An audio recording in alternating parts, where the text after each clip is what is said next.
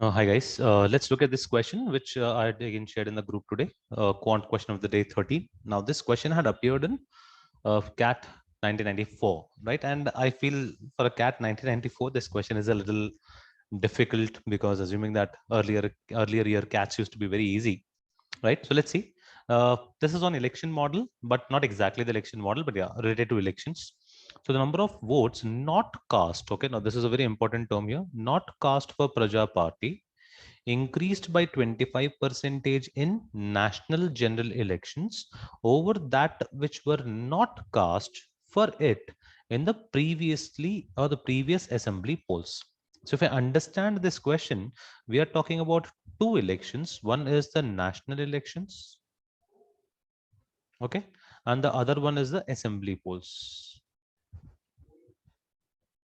And the question is referring to the number of votes not cast. Okay, so let's say the number of votes which were cast are for the party and number of votes which are not cast are against the party. So the number of votes not cast in national is 25% more than assembly. So I would assume that number of votes not cast in assembly was 100x, and therefore in national elections the number of votes not cast will be 125x. Now, and Praja Party lost by a majority, okay, lost by a majority twice as large as that by which it had won the assembly polls. That means I'm clearly told that it had won the assembly polls and it has lost the national polls. Okay, and it is losing by twice as much as by which it won. We'll come back to that later. If a total of 2,60,000 people voted each time, how many voted for Praja Party in assembly elections? Okay, so if there were a total of 2,60,000 people who voted, out of that 100x did not vote. So number of people who voted for Praja Party is 2,60,000 minus 100x. And here also 2,60,000 people voted. So number of people voted for Praja Party in national elections is 2,60,000 minus 125x.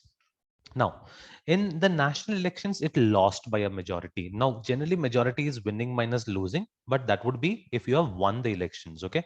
So, previous assembly polls, it won the elections by a majority. So, the majority in the assembly elections is the total number of people who casted for minus the total number of people who casted against. Okay. This is the majority of the previous the assembly polls, and it lost in the national polls, which means that the losing majority is against minus 4. Okay, so the losing majority here becomes 125x minus, now do not forget the brackets here, this becomes 2,60,000 minus 125x. Now this is the losing majority and the right hand side is the winning majority. The losing majority is twice that of winning majority is what the question says. So if you simplify this, minus into minus becomes a plus. This becomes 250x minus 2,60,000 is equal to, I have 2 into 2,60,000 minus 2 into 200 will give you how much? 400x. Now if I transpose all my values, what do I get? We get 650x is equal to 2 into 2,60,000 plus 2,60,000, which will make it 3 into 2,60,000 will be the total value. Now, 26 is a multiple of 13 and 65 is also a multiple of 13. Let me first cancel 0 and 0 from here. This is 13 5s are 65 and 13 2000s is 26,000. And this is 5 ones are, and this becomes 5 into 400. So from here, what do we get? We get the value of x is equal to 1200. Clear? Now, the question has asked you find the number of people who voted for a national party in assembly elections, which means our target is to get the value of 2,60,000 minus 100x. So 2,60,000 is the total number of people who voted. Now, if x is equal to 1200, the value of 100x becomes 1200 followed by two zeros.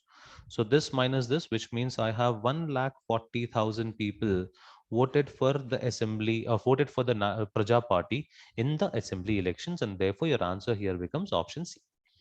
Right. So to me, this question sounds a good question where you need to be very careful with reading, picking up the words, and then applying a simple concept of percentage.